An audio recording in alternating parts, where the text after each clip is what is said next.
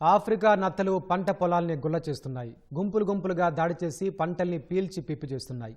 బొప్పాయి, నిమ్మ, పామాయిల్, వేరుశనగ, కూరగాయలు ఇలా తోటలపై దండయాత్ర చేసి పోత, పిందెలు, కాయలు, ఆకుల రసాన్ని పీల్చి మొక్కల్ని కూల్చేస్తున్నాయి. లక్షల రూపాయలు పెట్టుబడి పెట్టి సాగు చేస్తున్న పంటలు నాశనమై రైతులు తీవ్రంగా నష్టపోతున్నారు. తూర్పుగోదావరి జిల్లా నల్లజర్ల మండలంలో ఆఫ్రికా నత్తల దండయాత్రతో పంటలకు కలుగుతున్న నష్టంపై ఈటీవీ ఈనాడు పరిశీలనాత్మక కథనం. చెట్టు కొమ్మల నుంచి రైతులు కాయలు కోస్తున్నారు అనుకుంటున్నారా? వారు కోస్తోంది కాయలు కాదు, కొమ్మలు పట్టి కాయలు పిందెలు తినేస్తున్న రాకాసి నత్తల్ని. చేతికి గ్లౌజులు, నోటికి మాస్కులు ధరించి నత్తల్ని జాగ్రత్తగా సేకరించి సంచుల్లో నింపుతున్నారు. కోతకొచ్చిన బొప్పాయి, నిమ్మ, కూరగాయల్ని కొయ్యాల్సిన వ్యవసాయ కూలీలు నత్తల్ని ఏరివెయ్యాల్సిన దుస్థితొచ్చింది. ప్రస్తుత తూర్పుగోదావరి జిల్లాలోని నల్లజర్ల మండలం ఆవపాడు, సింగరాజు గ్రామాల్లో గత 6 నెలలుగా ఆఫ్రికన్ నత్తలతో రైతులు అవస్థలు పడుతున్నారు. బొప్పాయి, నిమ్మ, ఆయిల్ ఫామ్, కూరగాయల తోటల్లోకి చేరి పంటల్ని నాశనం చేస్తున్నాయని రైతులు ఆవేదన వ్యక్తం చేస్తున్నారు. ఈ నత్తనే 3 నెలల నుంచి ఏకదాటిగా మేము సంధిస్తున్నాను కానీ నా వల్ల అవ్వలేదు. ఈ బొబ్బాసిని అనేది నత్తను పట్టుకుంటే వాటికేదో జున్నుని తింటే మన నోట్లో ఎంత తేలిగ్గా తినేస్తాయో, ఈ మొక్కనే వదిలేస్తే 15 రోజుల్లో మొక్కనే కాయలతో సహా చంపేస్తుంది. ఏరతం మొదలెడితే రోజు నాకు నెక్స్ట్ కూలీలతోటి ఏరిస్తే రోజు 3 బస్తాలు 4 బస్తాలు, ఇవాళ 5 బస్తాలు ఏరితే ఆ ఎకరన్నరలో 5 బస్తాలు సరుకు ఉంది.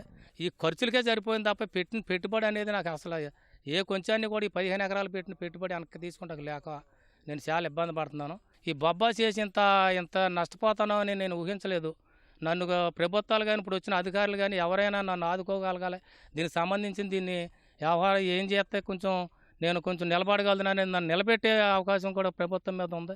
10 ఎకరాల్లో బొప్పాయిలో ఈ నత్తలు బట్టి బొప్పాయి చెట్లు చచ్చిపోతున్నాయి. కాయలు తినేస్తున్నాయి, పూత తినేస్తుంది. దీనివల్ల బాగా నష్టం అవుతుంది.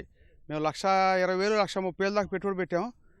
దీన్ని నివారించడానికి కూలీలకైతే దాదాపుగా ఎకరానికి 15,000 రూపాయలు కూలీలు ఖర్చు అయింది ఇప్పటికి ఈ నత్తలు ఏరటానికి.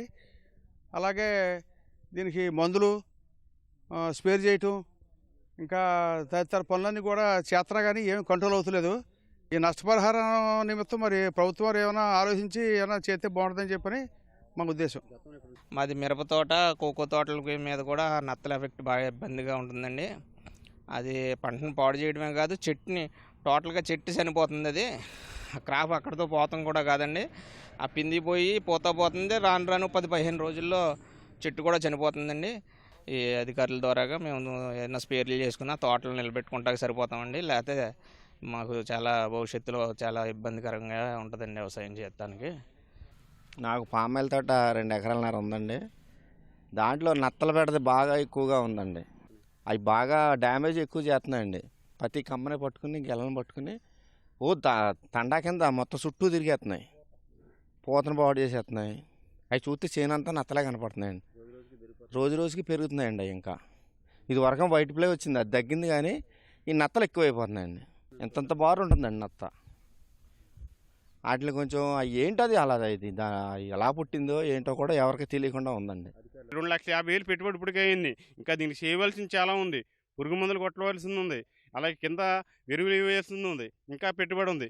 కానీ ఈ రోజున ఈ చిగుళ్ళు తినేస్తుంటే రేపు పొద్దున ఈ చిగుళ్ళ ద్వారానే ఫ్లవరింగ్ వస్తుంది, ఫ్లవరింగ్ ద్వారానే ఫ్రూట్ వస్తుంది. అదేంటంటే అదంతా మొత్తం డ్యామేజ్ అయిపోతుంది. మొత్తం ఆర్థికంగా టోటల్గా నష్టపోయే పరిస్థితి ఒక నత్తల వల్ల వచ్చేసింది. పూర్తిగా నిర్మూలన జరిగేట్టు చేస్తేనే తప్ప లేకపోతే రైతు చాలా ఆర్థికంగా నష్టపోతాడు.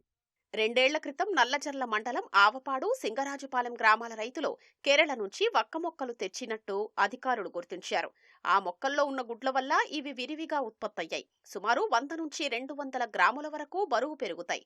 వీటిని చేత్తో పట్టుకుంటే మనుషులకు ఇన్ఫెక్షన్, నత్తలు పాకిన గడ్డి తింటే పశువులకు అనారోగ్యమూ సోకుతుంది. వందల సంఖ్యలో కొమ్మలకు పాకి కాండం, చిగుళ్ళు, పూతపిందే, ఆకులు ఇలా ఒక్కొక్కటి తింటూ మొక్కను చంపేస్తున్నాయని రైతులు గగ్గోలు పెడుతున్నారు. ఆఫ్రికన్ నత్తల్ని భారత్లో సుమారు 300 ఏళ్ల క్రితమే గుర్తించారు. పొలంలోని తుప్పలు, ఆకుల కింద గాలి, వెలుతురు తగరని ప్రదేశంలో ఉంటాయి. ఒక్కో నత్త నెలకు 100 నుంచి 400 గుడ్లు, ఏడాదికి 1000 నుంచి 1200 వరకు గుడ్లు ద్వారా పిల్లల్ని పెడుతుంది. 5 నుంచి 6 ఏళ్ల కాలం జీవిస్తోంది. నత్తల తీవ్రత అధికంగా ఉన్న పొలాల్ని వెంకట్రామన్న గూడెంలోని డాక్టర్ వైఎస్ఆర్ ఉద్యానవన వర్సిటీ శాస్త్రవేత్తలు, వ్యవసాయ శాఖ అధికారులు పరిశీలించారు. రైతులకు పలు సూచనలు చేశారు. నిర్ణీతమైన డ్రెస్ వేసుకుని ఈ నత్తలు ఏరేసి ఉప్పు ద్రావణంలో ముంచేసినట్లయితే ఇవి చనిపోతాయి తక్కువగా ఉన్నప్పుడు. రెండోది తగుమాత్రం నుంచి ఎక్కువగా ఉన్నట్లయితే కాపర్ సల్ఫేటు. మూడవది ప్రతి రైతు కూడా విధిగా స్నేల్ కిల్లర్ని వాడాలి. మెటాడియన్ అంటారు దాన్ని. అది ప్రతి రైతు ఎర కింద పెట్టినట్లయితే తక్కువగా ఒక మాసరుగా 2-3 నత్తలు తిరుగుతున్నట్లయితే దాన్ని తిని చనిపోవడం జరుగుద్ది. ఈ విధంగా మనం రైతులు కంట్రోల్ చేసుకున్నట్లయితే ఇవి ఎలాంటి ఇబ్బందుల్ని గురి చేయవు. ఇది మన దేశంలో పుట్టిన నత్త కాదు. 1980లో ఈస్ట్ ఆఫ్రికా నుంచి మన దేశంలోకి వచ్చింది. నత్తల్ని తత్వరమే నివారించుకోవాలంటే కాపర్ సల్ఫేట్ లీటర్కి 2 గ్రాములు, అలాగే ఐరన్ సల్ఫేట్, ఫెర్రస్ సల్ఫేట్ అని దొరుకుతుంది, సూక్ష్మధాతువు 1.5 గ్రాము. ఈ 2 కలుపుకొని మనం పిచికారీ చేసుకున్నప్పుడు సమర్థవంతంగా నత్తలు చెట్టుపై నుంచి కింద పడిపోతాయి.